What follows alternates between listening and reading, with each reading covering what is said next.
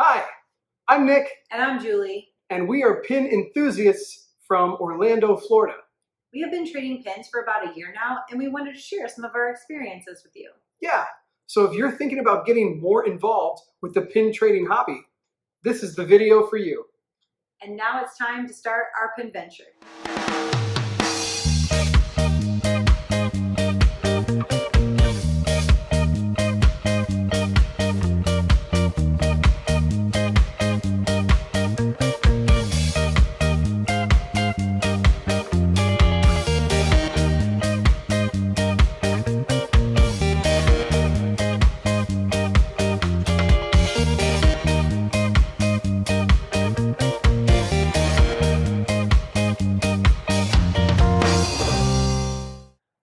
One of the reasons I wanted to make this video is that when we first started pin trading, it could be very overwhelming. We would go to the parks and go to trade, and people would have all these books and they would use all this terminology, and it got very confusing and you just kind of didn't know where to start. Yeah, so we would look for videos to try to help us figure out what the different pins were that these collectors that we met were talking about, and it was just hard to find. So that's why we wanted to make this video, just to try to explain the most common types of pins that you're going to encounter and give you some heads up about that terminology that collectors use.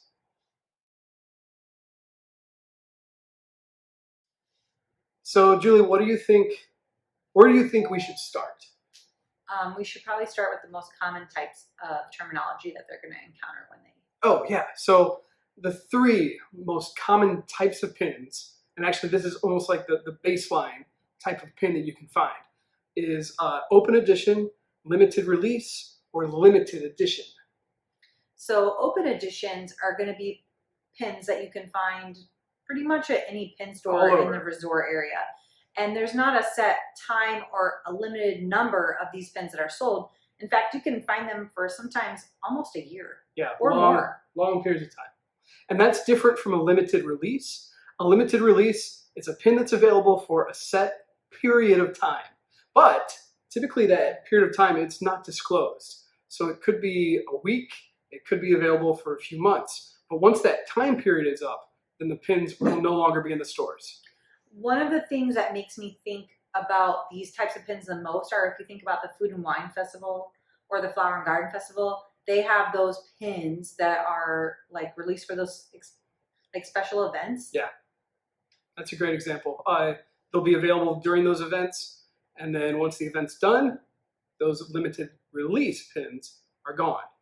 And limited release is even different from a limited edition. Limited edition pins, they have a set number of pins that were created, and once that edition size is sold out, then that's when those pins disappear. Sometimes those limited editions sell out really fast. Sometimes some aren't as popular, and you'll be able to find them a little bit longer. We're going to put up an example right here. This was a limited edition pin that was released maybe about a week or two ago from when we were filming this on Shop Disney. This is the I Collect Stitch pins. This is a monthly series for Disney World, and this particular pin sold out pretty quick, I think within about a day. There is one more thing we wanted to mention about all these pins. For every pin we're going to talk about, on the back of the pin, if you're ever confused whether a pin is a limited release, a limited edition, then you can look on the back, because those two types of pins will be specifically stamped in the metal on the back. And moving forward, any pin that we talk about, any pin type that we talk about, could be any one of those types of pins. So let's talk about some of the pins that you're going to encounter when you get to the store. Some of these categories is what we would call them. The type of pins you'll see very often are pins from either starter packs or booster packs. A starter pack could be something like the lanyards that they sell at the stores, and the lanyards will often come with a few different pins. Or a booster pack would be a package of pins, usually in like 5 or 6 pins at once. I think that those pins are going to be the best value for your money. When you're thinking about what pins you're going to buy at the store, when you're looking at these booster sets, is you don't want to get something that you're going to fall in love with, because then you're not going to want to trade it. So if you find something that maybe you like one of the pins or none of the pins at all, then you can just buy it and then trade all those for ones that you do want to find. I mean, that's part of why you get into pin trading. That's the name of the game, trading. You can always, of course, buy pins that you like, but if you're just buying a pin that you like, then you're not really pin trading, you're just pin collecting, and the fun part is actually trading those pins. So another good way to find some pins to be able to trade with is by buying mystery packs. And mystery packs could come in a box form. They could be in a blind bag, a solid bag that you can't see inside of. But they're a lot of fun because it's a mystery. It's a gamble of what you're going to get in that bag. And sometimes they're just randomized pins from small sets.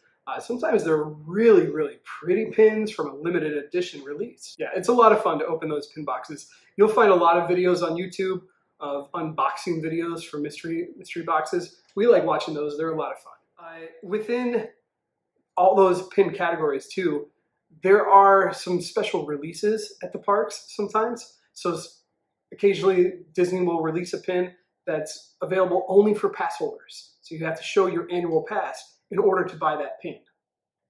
There's also the Disney Visa card exclusive. Oh, and the Disney Vacation Club.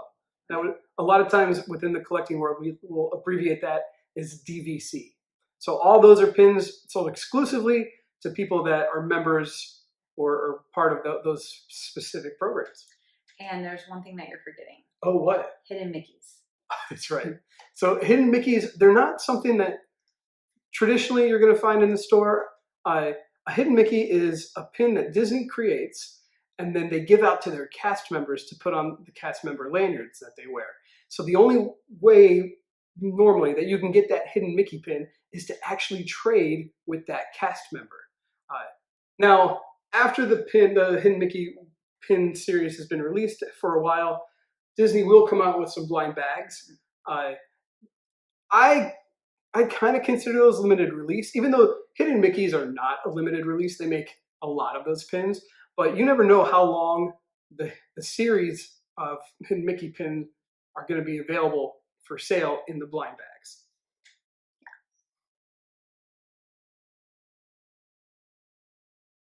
Every Disney resort around the world, plus the Disney Cruise Line, they all make pins that can be specific to that resort.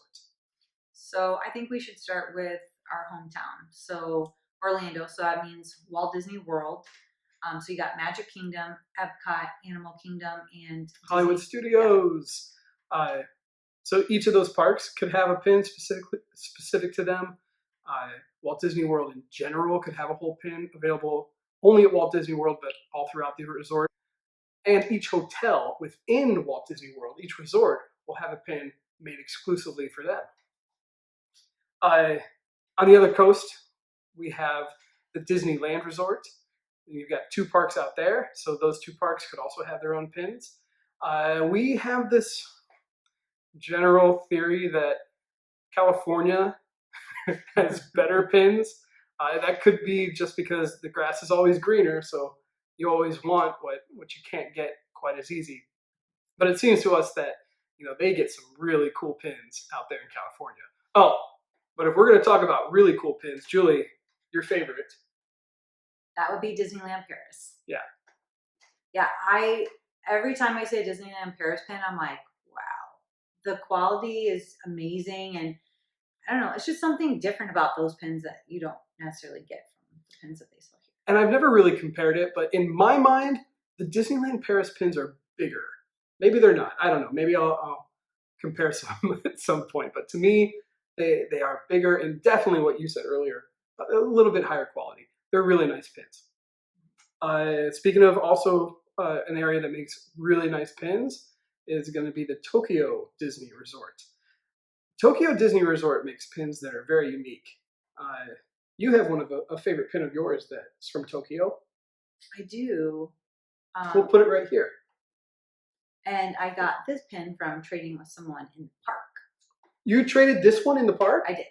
Oh, I thought you got that special from like a trade online or something. Nope.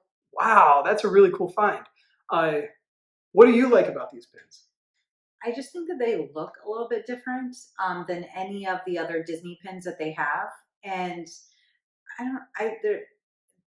they literally look different, in my opinion. Yeah, I feel like the enamel, the paint on them, is a lot shinier than most of the other pins that you'll find. They're just really pretty pins. And we should note, if you make a trip out to Tokyo, or if you're in Tokyo and you're going to go pin trading, they don't actually pin trade in the park. So you're not going to find cast members wearing lanyards and get pins on them. You can purchase pins, but you're just not going to find cast members trading at the park. I don't know why. If anyone knows why, you should tell us in the comments. We've kind of tried to figure out what happened, but I don't know. Okay, moving on. Hong Kong Disneyland. Those are also really unique pins. A lot of the pins from Hong Kong seem to have this clear enamel coat over top of it. I think it makes them look really, really neat. So the next park that we're going to talk about is Shanghai Disneyland. Yeah, another park that makes really, really cool pins. And one thing that I enjoy about seeing the pins from pretty much all of the parks over in Asia is that the subject matter is just a little bit different than what you'll find here in the States. And that's obvious. That should be expected because different cultures, we all like different things. But the pins that they make are just so, I think they're a lot more fun. A lot of them are a little bit more cutie and just really, really neat. So I personally feel like they're quite desirable.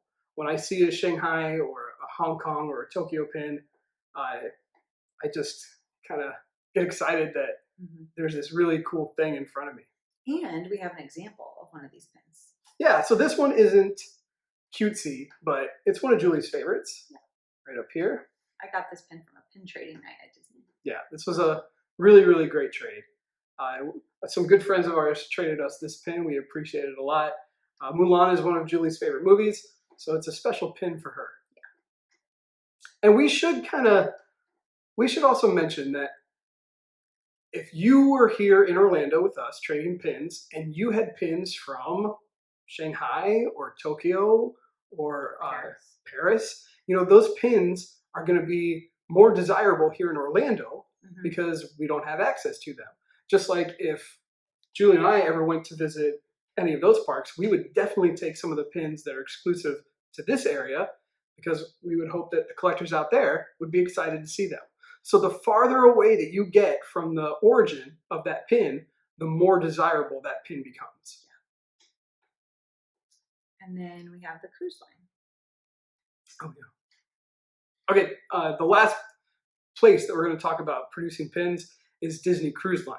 Each ship and a lot of the ports, even like Castaway Cay, will make pins that are exclusive to them.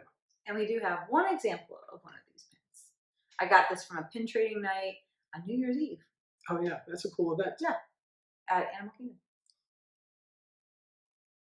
Now, besides the parks, there are a few retail locations where you can find some really cool pins. These are officially licensed Disney pins.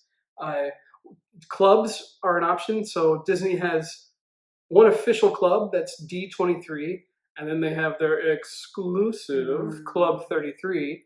But both of those organizations will produce pins. And then there are Disney stores. Oh yeah, so you have your Disney store here in the US, and we have an example of one of those pins right here. You also have Disney Store UK and Disney Store Japan. Yeah, and those of us in the US, we cannot purchase pins from the Disney Store UK or Tokyo. I found that out the hard way. Yeah, you have to have a mailing address in those locations to shop from those stores. So each of those Shop Disney stores or physical Disney stores will have different pins for them. So Disney has another retail store, and this one is only downtown Hollywood, and it's called the Disney Studio Store Hollywood. It is right downtown next to the El Capitan Theater, and it is combined with a Ghirardelli soda fountain. So you can go to the store, you can get a sundae, and then after that, you can go see a movie. And these pins are highly sought after. Yeah, they do have open edition pins, and The open edition pins will have a blue backer card. I'll show you that one right here.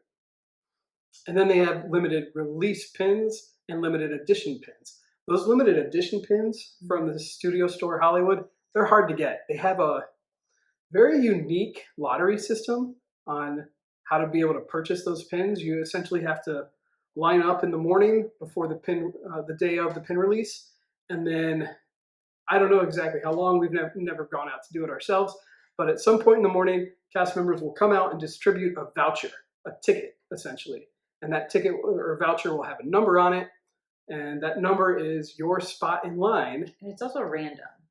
Yeah, so if you are the first person to line up, that doesn't necessarily mean that you're going to get voucher number one. I know that would be frustrating to me. If I got there first, I would want to be the first one in line. But I understand why they do it that way. They really don't want a huge line of people clogging up the streets downtown Hollywood. So they do this to try to encourage people to not get there too early. So it doesn't really matter if you get there at 6 a.m. If the pins go on sale at 10 a.m., you can get there at 9:55 if that's when they're passing out the vouchers, and have just the same chance of getting that pin as someone that's been there all morning. Yeah. So also with right next door to the Disney Studio Store Hollywood, you also have the Ghirardelli store, like he had mentioned, and this store has their own unique pins, which are called Pin Trader Delights, also known as PTD. PTDs. And I'm not gonna lie, I'm not a big fan of them. I never thought I would own one. However, at one of the pin trading events, I saw this particular pin and I had to have it. So we'll show what it looks like up here. So this is Mr. Whiskers from Frankenweenie, one of our favorite movies. And just the look on this cat's face just makes me smile, and like I had to have it. So it's probably one, if not the only pin of these that I will ever own. Yeah, she just doesn't really dig these pins. Each of the pin from a PTD, Pin Trader's Delight, is going to feature your favorite Disney character enjoying some type of ice cream treat. And the only way to get them is to go to the soda fountain, and you have to order a combo pack. So I shouldn't say a pack, a combo of a sundae. You get the sundae, and then you can get the pin along with that sundae. These pin releases are foreign to me. I know someone's explained it to me once, but I didn't really quite understand. Disney had another way to buy some pins. In the early 2000s, they had something called the Disney auctions. And I have to be honest, I have no idea what it was. We weren't that into trading pins in that part of that time period. So I don't know if Disney auctions was Disney's answer to eBay, or if it was kind of essentially just an online store where it was first come, first serve. That's what I think it was. First come, first serve? That's what I think. I don't know, but these pins were probably some of the lowest edition size that Disney has ever made. Some of them are at least LE of 100, maybe even smaller. Yeah. We'll show an example. This is a Disney auction pin. I was going to say the name of the character, but I have trouble saying her name. Maleficent. Yeah, I'm not going to try. So I think this is a really pretty pin, but they're small, and they come on these gigantic backer cards. I don't know. Like, I feel like it depends. Like, I've seen some really big, like, to me, the pins that I see the most are Stitch. But I mean, I guess there's like Disney auction pins of all characters. I actually think that they're bigger. I think they're tiny. I'll be honest. I don't understand why people are so crazy over these pins. It's because you can't find them anymore. I don't really. And like they're them. low edition size. That's why people want them. Well, other people can have them. I'm gonna stay away from them. Okay, those are all Disney-owned pins. Now there are at least four companies that have a license to produce pins based on Disney characters. One of them is Loungefly. You'll find Loungefly pins at Loungefly stores, loungefly.com, and then they'll also sell them to Box Lunch, which is like a pop culture store, and you can find them at that location. Loungefly pins can be cool. Sometimes you'll see the same pin design that you'll find in the park. Sometimes you'll find random pins or all new designs that you've never seen before. And I feel like the construction, the build of the pins varies. Some of them are hard enamel. The pin feels flat. Sometimes they're more glossy, kind of like what I talked about with those Hong Kong pins. Yeah. And then your favorite Mondo. I really like Mondo. Mondo is another kind of pop culture. I don't know if there are physical Mondo stores. I've never seen one. So I always get my Mondo products online. But they'll invite artists to come in and interpret Disney characters in their own way. So that's the thing I like about those pins. You can find someone else's vision on that Disney character. Very stylized, really, really cool pins. I like them a lot. And they'll have a lot more Marvel as well. So sometimes when I'm at the parks, some of the most popular pins are, I'll just say it, kind of more feminine pins. Princesses tend to be very, very popular. So when I can find Marvel characters or Baymax, I like it when I can find those types of pins as well. And speaking of that, there's a whole nother company. This is Julie's least favorite. These are called fig pins. Put an example up here. Fig pins come in two sizes, a standard size or an XL size. I think these pins are really, really cool. They're big. And the XL pins, I mean, are humongous. And they come with this really cool thing. It's a proprietary stand that's a pin back that could serve as a stand or just a traditional pin back. I think they're really, really neat.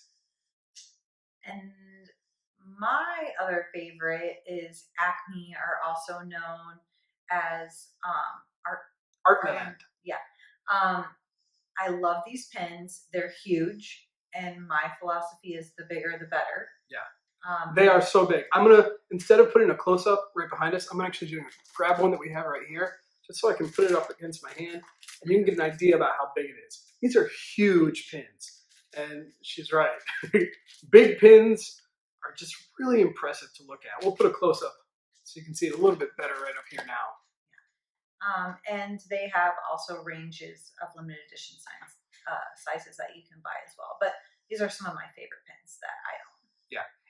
Even their bigger edition size is still pretty small though. So if you ever see an opportunity to purchase one of those pins, if you like the design, I'd say get it then. You can normally find them by different retailers, or a lot of times they'll even sell so many of their pins to small shop owners. So you can buy them at places like that. One of a pin collector's favorite time of year is when events go on.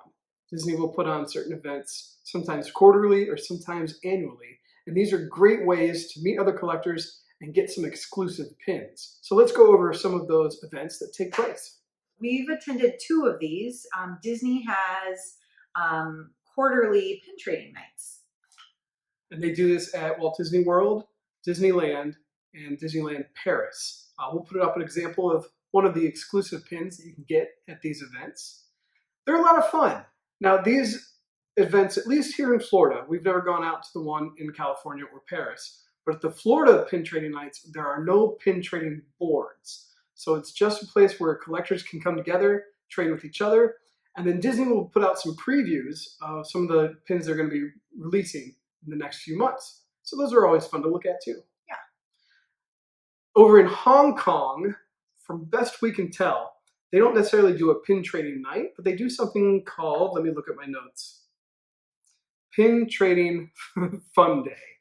I'm not really sure if this is quarterly, or more annually, but the thing that we've been able to figure out is that the pins from these events are pins that you have to play games in order to get, which is an interesting little twist. Yeah, that would be fun. I don't know how good I would do at the games, but it would be fun to attempt it. Yeah, it sounds really neat. Disney has an event every August, September. That's an annual event at Epcot. And last year was the Fairy Tales event. That was the theme for it? Yeah. Yes. So all the pins were themed to pets, which was a really cool idea. It was very popular. People love pins of animals. Yeah, and when we looked at the list, I wanted all the pins. So here's a photo of one of the pins that we got from the fairy tale event. It was a really cool event. Now, neither Julia or I were able to attend, but there is a public trading day, the last day of the event, that you don't need a ticket in order to go to. So I was able to get into that part of the event, and that's really cool people and traded some awesome pins. It was actually the first time that I had been to a big event type space and traded with people. So I remember the night before I was nervous. And I think you even went and scouted like where you needed to go. I just kind of took a trip to Epcot and just tried to figure out where did I need to go. And I got there really early that morning, and I was one of the first people into the venue. And I don't know, once everyone kind of got their spots at the table and I walked around and talked to people, it just kind of felt natural just to meet really cool people, talk about pins, and try to trade for some of the event pins that I wasn't able to get because I didn't go to that event. So I guess we're trying to tell you that the big pin event at Epcot every year, they sell out. So if you don't get a chance to get one of those tickets, don't feel discouraged. If you're still going to be in Orlando during that time period, you could attend the public trading day at the end. Any more pin events? Oh, yeah. Again, we're not from California, but we do know that this past year, Disney Studio Store Hollywood had a pin event. Actually, I think just in February. Yeah, and it kind of seemed like a little bit like black tie. Like it had a 4-course dinner. It was dressy. Yeah, and they have these pin boards.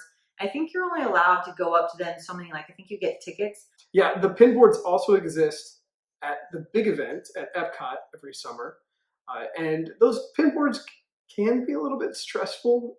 You don't get to see them in advance, so they're turned around from the line, so no one in line knows what's on the board. You don't get to see the board until you walk up, until it's your turn. You walk up, and you have a set amount of time, and you have to make that trade within that amount of time.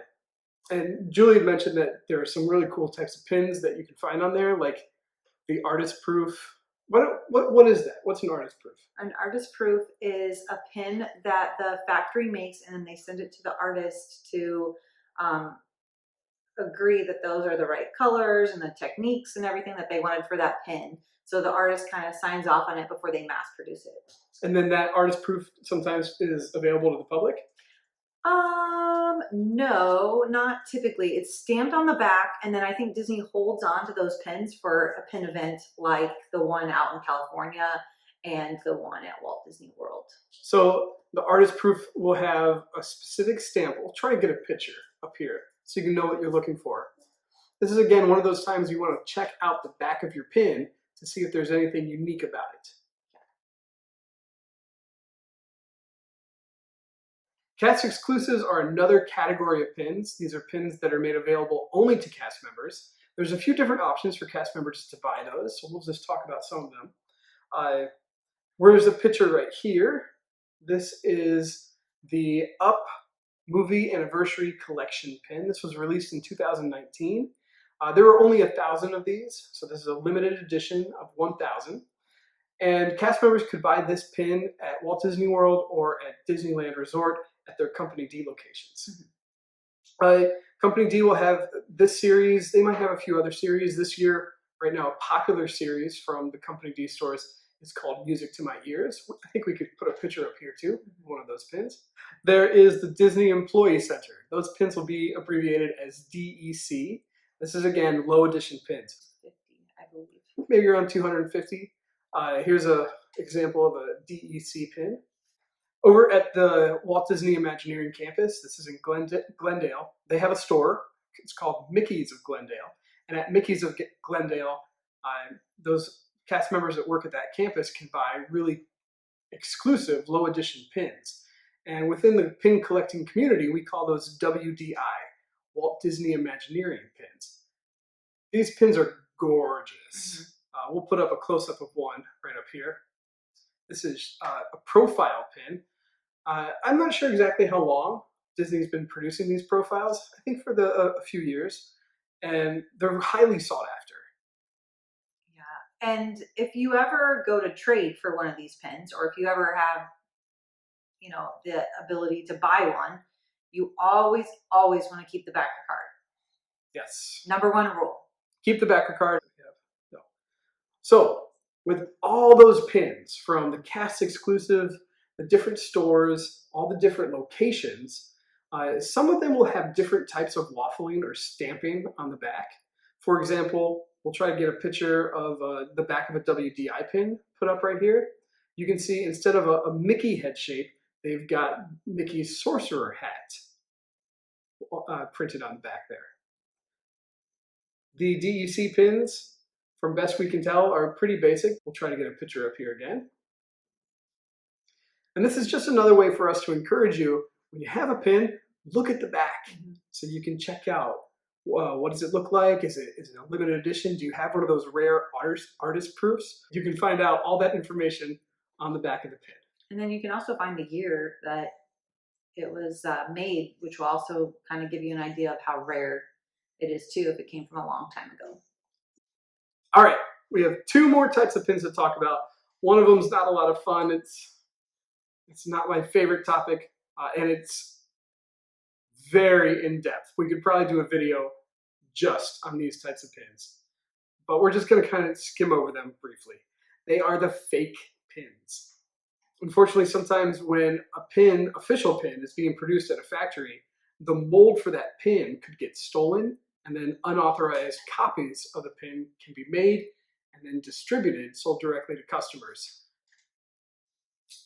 Yeah, and it's when you're first starting out, it's kind of hard to tell them apart. There's a lot of videos out there that will talk about the difference between the pins, so you can definitely check those out. If you have enough interest, if you want to hear Julie and I talk about those pins, comment, like. If we get enough likes, maybe we'll make a video just about fake pins. But we try not to get bogged down by those fake pins. If you see a pin you like, I say trade for it. Last pin to talk about, and these are Julie's favorites. Fantasy pins. I love fantasy pins. Fantasy pins are pins that are not licensed by Disney, but they can be Disney, Marvel, Star Wars, all kinds of different themes. But these are from kind of like people who love pins and want to take their own creative ideas and reach out to companies in China and have them made. And it's kind of like seeing your artwork like made and brought to life. Yeah. And your imagination is the limit. You could really put up anything that you want. These are not officially licensed pins, though. So a fantasy pin cannot be traded with a cast member in the park. Most of the time, you have to get them directly from the artist or the creator who is producing that pin. And these are really low edition size. I mean, really low edition sizes. Sometimes like only 30 of these pins will exist. And I have to tell you, they're some of the most beautiful pins that I've ever seen. So it is really fun to see what people can come up with. And, these are fantasy. So it doesn't even have to be limited to Disney. People will make pins from some of your other favorite properties like Harry Potter. I've even seen some pins where they mix Harry Potter and Disney together. Oh yeah, mashups. Yeah, so that's a lot of fun. And that's why we enjoy fantasy pins a lot. Yeah, it's a little expensive, but very expensive. But beautiful, beautiful pins. I do have to caution you, if you plan on getting into fantasy pins, just kind of get ready for a little bit of disappointment because they are so low edition sizes. You're probably not going to be able to get every single pin that you like. One thing that I've seen a lot of creators do that I think is a good idea, at least, is produce stickers of their designs. So even if you couldn't get that metallic pin, you could at least buy a $2 sticker and be able to look at that design up close. It's a fun little thing. Yeah, and cheaper. Much cheaper. Okay, so I know we threw a lot at you. There is a lot of things to cover within the pin community, but I do hope that was a good introduction, and I hope that kind of helped you figure out what type of pins are going to be out there so that when you go up and start trading yourself, you can be ready to face that terminology and know exactly what collectors are talking about. And remember, don't get overwhelmed. Pin trading is supposed to be fun. Yeah. So I hope you enjoyed it. If you like this video, give us a like and comment below if you would like to see more. In the meantime, I hope you guys have a wonderful day. Thanks for watching. Bye.